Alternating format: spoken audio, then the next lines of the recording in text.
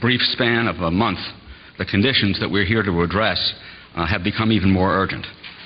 As before, the regime in Tehran is the center of the terrorism threat against us and the threat to destroy Western civilization as we know it, and to do so, if possible, by obtaining nuclear weapons. It oppresses its own people. It threatens its neighbors. It has made clear that if it gets nuclear weapons, it will not hesitate to use them.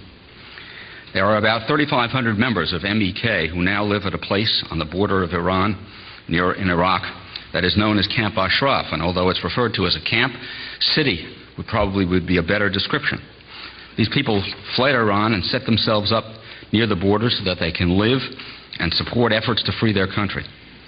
In 2003, when the United States invaded Iraq, the residents of Camp Ashraf surrendered their weapons, the weapons they had to defend themselves, and accepted written confirmation from the then Deputy Commander of Allied Forces in Iraq, General Jeffrey Miller, on behalf of the United States, that they were protected persons under the Fourth Geneva Convention. From 2003 until 2009, the United States protected the residents of Ashraf and fulfilled the solemn obligation that we had undertaken in 2003. But in January 2009, as some of you may know, the United States turned over responsibility for safety and security to Iraqi security forces.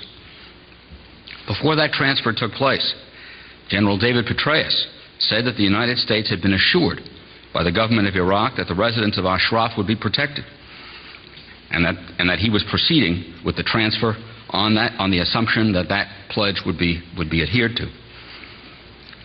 Obviously, the residents of Ashraf have been a great source of anxiety to Iran, which would like nothing better than to see them repatriated to Iran, or at least crippled, so that they cannot pose a threat to the regime. Iran has brought increasing pressure on the Iraqi government within the past month. The situation of the residents of Camp Ashraf has gone from perilous to desperate. On January 7, 2 days after a visit to Baghdad by the Iranian foreign minister, the residents of Camp Ashraf were attacked by people acting at the direction of the Iranian Quds Force stationed in the Iranian embassy in Baghdad in cooperation with officials of the Iraqi government, and many were injured seriously.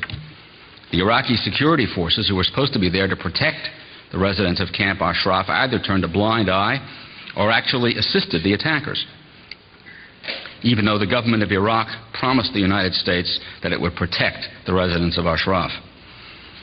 Those Iranian forces, supported by Iraqi forces, have placed at the gates of Ashraf some 180 loudspeakers that are used to threaten and harass the residents day and night, 24 hours a day, and to prevent them from sleeping.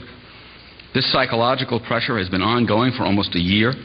Medical care continues to be denied the residents of Ashraf, and at least one patient in the last month has died due to lack of medical care. Now, this is history repeating itself. We've seen this before. In June of 2009, Nouri al-Maliki, head of the Iraqi government, visited Tehran, supposedly for personal reasons, and the next month, in July of 2009, Iraqi security forces attacked residents of Ashraf.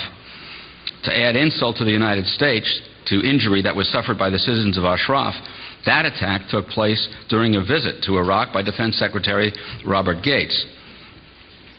In spite of the obvious slap in the face to the U.S. government, and in spite of the solemn assurances given by the American military when the residents of Ashraf surrendered their weapons in 2003, our Secretary of State, when she was questioned about it then, said that the attack was an internal matter for the government of Iraq and not a concern of the United States. Well, we're on the eve of negotiations with the Iranian regime by our government and others. The history of the relationship between the United States and the Iranian regime since the 1979 revolution can really be summed up as a series of attempts by the United States to, as the diplomats say, engage the Iranian regime, each attempt slightly less successful than the one that preceded it. I don't have to review that entire history, but an important part of it begins in the 1990s during the Clinton administration, when the People's Mojahedin Organization of Iran, also known as MEK, was designated by the Secretary of State under U.S. law as a foreign terrorist organization. That designation continues to this day. It continues to be, as it was then, unjustified. MEK is an organization of Iranians both inside Iran and outside Iran that opposes the current regime, favors government in Iran that is organized along democratic, secular, non-nuclear lines, a democratic, secular, non-nuclear republic. And I should add, this is not one of the few organizations of Iranians that fits that description. It is, in point of fact, the only one. It is certainly helpful for MEK to remain a bone in the throat of Iran and a diversion to the regime because of its potential to undermine the regime. But the MEK has been a lot more than just a bone in the throat. It has provided valuable information and intelligence on the Iranian nuclear program to the United States. It is fair to say that the United States would not have known a great deal of what it does know now about the Iranian nuclear program without information obtained by MEK, including, but certainly not limited, to the nuclear facilities at Natanz and Arak, the disclosure of which led to the beginning of pressure on Iran that arises from what is obviously a nuclear weapons program. It's pretty openly acknowledged that the reason MEK was placed on the list during the Clinton administration was to curry favor with Iran and to use the designation as a way of entering into dialogue with the Iranian regime. And I'm sorry to say that even during the administration that I served in, we kept it on the list of designated organizations, which, by the way, includes the IRGC, the Iranian Revolutionary Guard Corps, out of fear that if MEK were removed from the list, the Iranians would provide insurgents with weapons in Iraq, including IEDs. Well, of course, they're doing that anyway. These are very misguided reasons for continuing to brand as terrorists a group of people who, so far as anyone can tell, are interested only in bringing to their country the same benefits of freedom that we have. And also, it doesn't work. The Iranian regime is now in the enviable position of having the United States designate as a terrorist organization a group of Iranians who are a threat to that regime, and of limiting that group's activities. In other words, the Iranians have the great Satan working for them. And of course, the continued designation of the MEK as a foreign terrorist organization gives great comfort to the Iranian regime by putting on the sidelines an organization that is potentially a grave threat to the regime, and it also provides an added justification for the regime to execute MEK members in Iran and to boast that in doing so it is executing terrorists. A 63-year-old man named Ali Saremi, whose only crime was to visit his son at Ashraf, was executed at the end of 2010 as one guilty of enmity against God or terrorism. What's to be done? As you're aware, there's a growing consensus here in this country and outside it of the need to delist MEK. An ever-increasing number of members of Congress are supporting a resolution favoring that result, and there is great consensus outside the Congress as well. I think the case has been made that when Iranians go into the street and put their lives on the line for freedom, as they are doing now and as they did after the fraudulent election in 2009, our response, through those in our government who speak for us, must be more than to remind the mullahs, as we did, that the world is watching. The world is watching? The world has watched frequently while horrors were committed and done nothing. The world was watching when the Germans committed genocide and murdered 6 million of my co-religionists during World War II. The world was watching when revolutions were suppressed by the Soviets in Eastern Europe.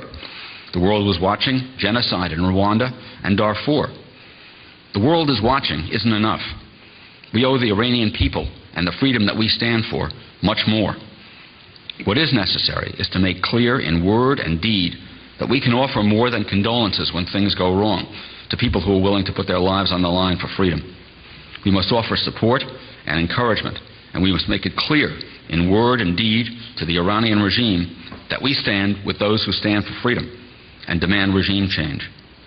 An effective way to do that would be to enter the upcoming negotiation with Iran having taken MEK off the list of foreign terrorist organizations, which would show that we recognize MEK as a group that is devoted to restoring freedom to Iran, and that we will not use MEK and not let anybody else use MEK as a bargaining chip. I thank you very much for the privilege of speaking with you.